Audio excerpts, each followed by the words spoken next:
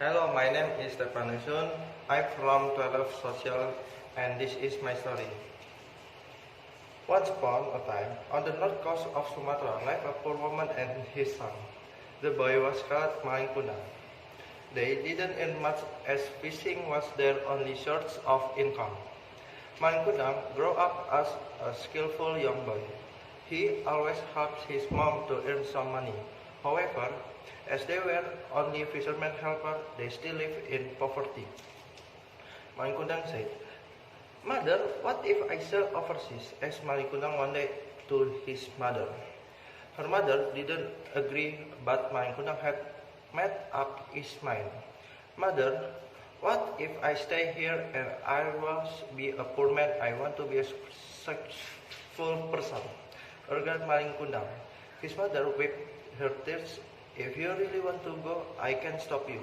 I could only pray to God for your gain success in life," said his mother wisely. "But promise me." In the next morning, Maingkundang was ready to go. 3 days ago, he met one of the successful ship crew. Malin was offered to join him. "Take a good care of yourself, son," sighed Maingkundang's mother, as she gave him some food supplies. "Yes, mother," Maingkundang said.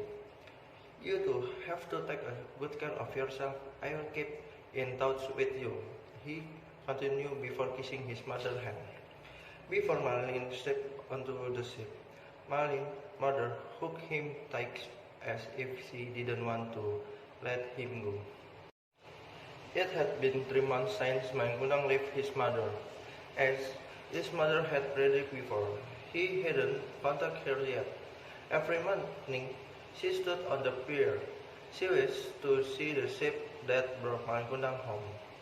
Every day and night, she prayed to the God for her son's safety.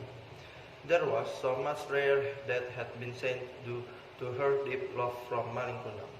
Even though it's been a year she had not heard any news from Maingkundang, she kept waiting and praying for him.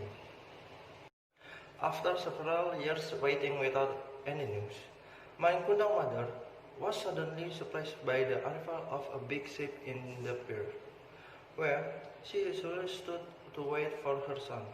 When the ship finally pulled over, Maingkundang's mother saw a man who looked wealthy stepping down a ladder along with a beautiful woman. She could not be wrong. Her blurry eyes still easily recognized him. The man was Maingkundang, her son. Maingkundang's mother quickly went to see her beloved son. "Maling, you are back, son," said Maingkundang's mother, and without hesitation, she came running to hug Maingkundang. "I miss you so much." But Maingkundang didn't show any response. He was ashamed to admit his own mother in front of his beautiful wife. "You are not my mother. I don't know you. My mother will never wear such ragged and ugly clothes," said Maingkundang as he released his mother's embrace. Maingkundang's mother took a step back. "Malin, you don't recognize me? I'm your mother," she said sadly. Maingkundang's face was as cold as ice. "Guard, take this old woman out of here," Maingkundang ordered his bodyguard. "Give her some money so she won't disturb me again," Maingkundang's mother cried as she was dragged by the bodyguard. My son, why do you treat me, your own mother, like this?" Maingkundang ignored his mother and ordered the ship crew to set sail. Maingkundang's mother sat alone in the pier. Her heart was so hurt. She cried and cried, "Dear God, if he isn't my son, please let him have a safe journey. But if he is, I trust him to become a son," she prayed to the God.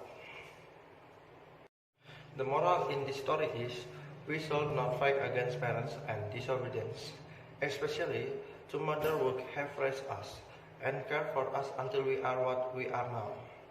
Because we can be successful without prayer and support from our parents. Thank you.